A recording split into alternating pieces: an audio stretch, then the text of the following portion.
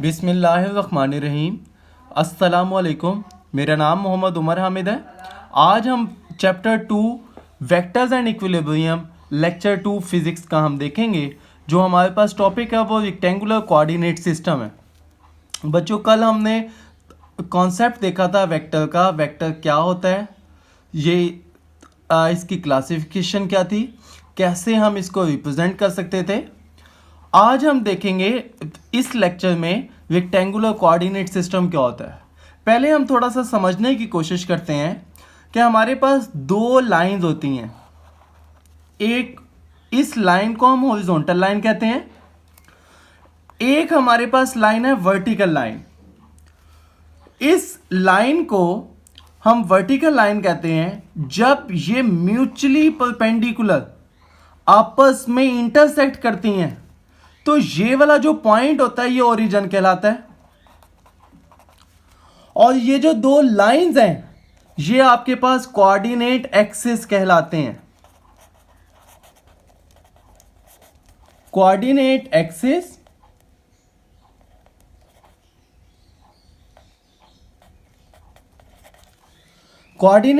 कहलाते हैं। जबकि कोऑर्डिनेट एक्सिस और ओरिजिन ये तमाम चीजें मिलके रेक्टेंगुलर कोऑर्डिनेट सिस्टम बनाती हैं। रेक्टेंगुलर कोऑर्डिनेट सिस्टम इस वजह से कहते हैं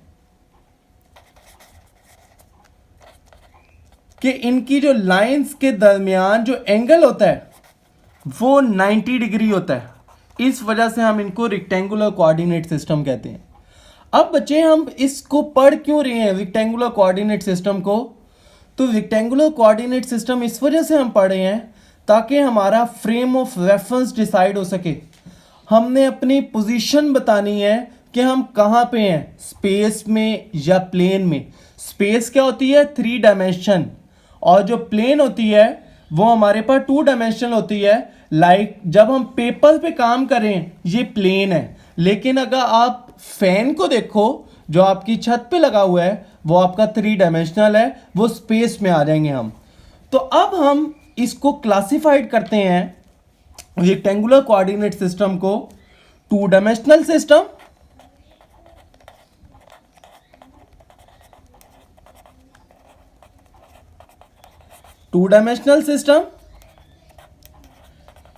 एंड 3 डायमेंशनल सिस्टम। पहले हम 2 डायमेंशनल सिस्टम को देखते हैं।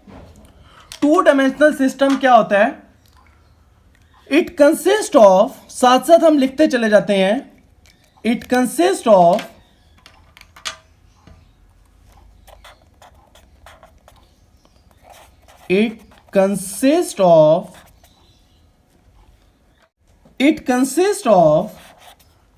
two mutually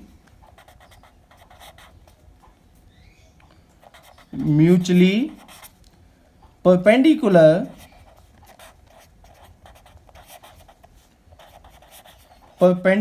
lines. लाइक ये देखो बेटा, एक हमारे पास ये वाली लाइन है, एक ये लाइन है। इस लाइन को हॉरिजॉन्टल लाइन कहेंगे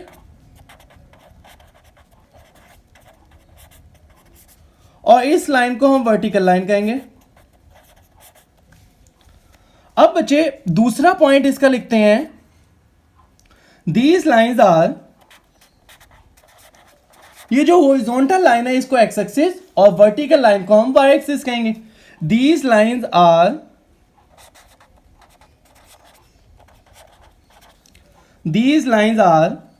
एस एक्स एक्सिस और हम ब्रैकेट में लिख देते हैं हॉरिजॉन्टल लाइन।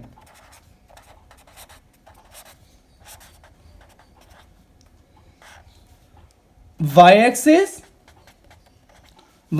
क्या होती है? Vertical line.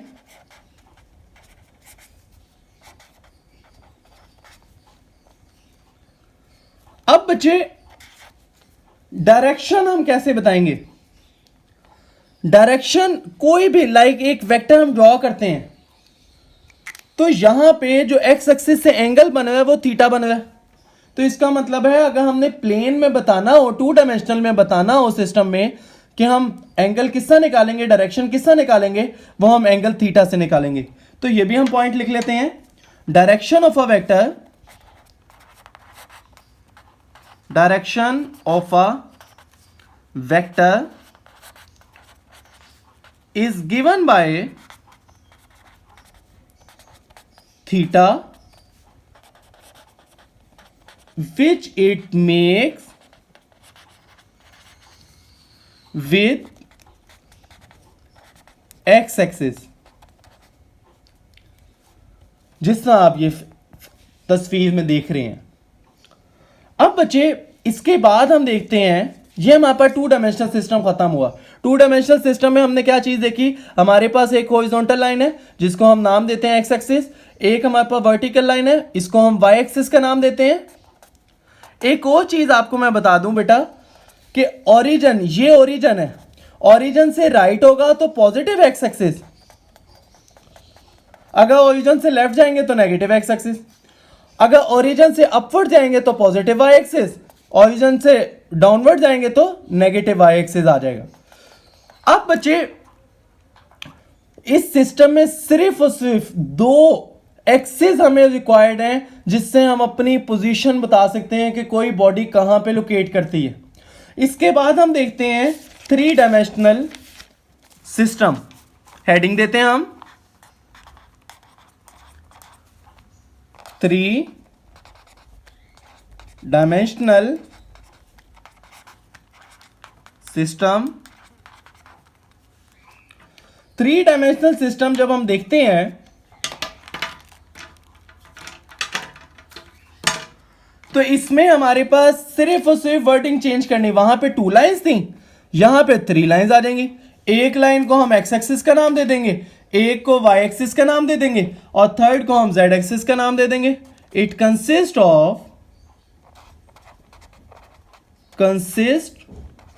Of three mutually perpendicular lines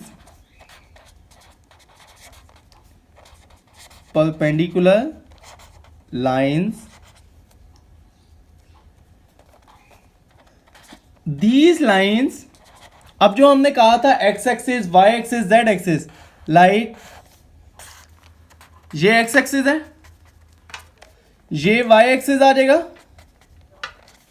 ये z एक्सिस आ जाएगा। तो हम यहां पे लिख लेते हैं दीज लाइंस, और इसको ना हम स्पेस में भी कहते हैं three dimensional. These lines are as X axis horizontal line,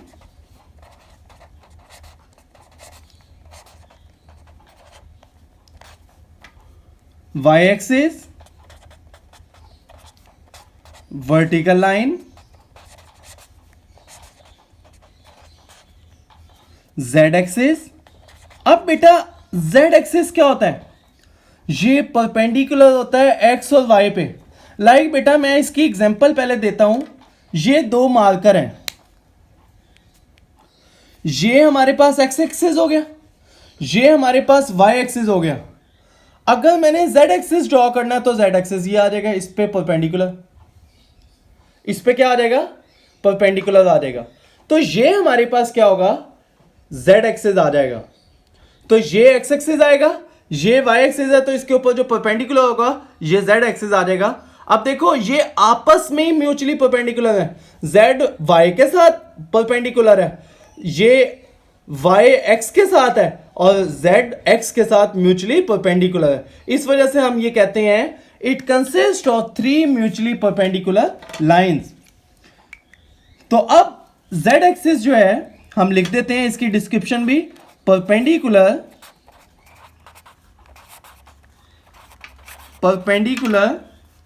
to both X and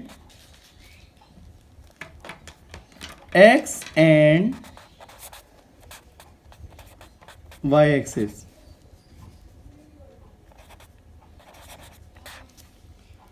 अब बच्चे डायरेक्शन अब हमने देखनी है। सबसे अहम पॉइंट इसका डायरेक्शन का है। पहले तो हमने जब हमने two dimensional coordinate system discuss किया था तो हमने एक्स एक्सिस से एंगल लिया था। अब यहां पे क्या होगा, हर कोऑर्डिनेट एक्सिस से हम एंगल लेंगे। लाइक वाई एक्सिस है तो वाई का यहाँ एक्स एक्सिस से एंगल आ जाएगा। अगर एक्स एक्सिस का है, जेड एक्सिस से देखना है तो एक्स एक्सिस, और हमारे पास वाई एक्सिस से देखना है तो हमारे पास ये एंगल आ जाएंगे। हर कोऑर्डिनेट एक्सिस से हम एंगल ले रहे होंगे। अब हम इसको लिखते हैं direction of a vector in space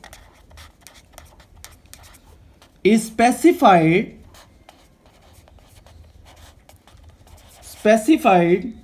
by 3 angles। वहां पे सिर्फ एक एंगल यूज हुआ था 2 डायमेंशनल में, यहां पे हम 3 एंगल्स यूज करेंगे। 3 एंगल्स विच मेक्स, किसके साथ बनाएंगे, विच मेक्स with 3 एक्सिस। तो हमने बेटा इस 3 डायमेंशनल में देखा कि हमें कितने कोऑर्डिनेट चाहिए 3, कितने एंगल चाहिए 3, और हमें कितने एक्सिस चाहिए 3। तो और ये तीनों जो कोऑर्डिनेट्स हैं वो आपस में क्या है, म्यूचुअली परपेंडिकुलर है। अब यहां पे एक क्वेश्चन डिस्कस करते हैं।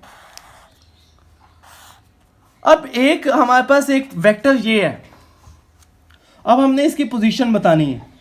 एक्स एक्सिस से बताया, इसको अल्फा का नाम दे दिया। ये हमारे पास कोऑर्डिनेट था जेड एक्सिस, ये हमारे पास था वाई एक्सिस, ये था हमारे पास एक्स एक्सिस। वाई एक्सिस से हमने ये कह दिया, इसको हम बीटा नाम दे देते हैं। जो जेड एक्सिस से कहते हैं उसको हमने क्या नाम दिया, गैमा नाम दे दिया। अब बच्चे एक क्वेश्चन आप कर सकते हो कि आप एक्स एक्सिस एंटी क्लॉकवाइज ले लिया, जो जेड एक्सिस था वो एंटी क्लॉकवाइज ले लिया, लेकिन वाई एक्सिस आपने क्लॉकवाइज क्यों लिया?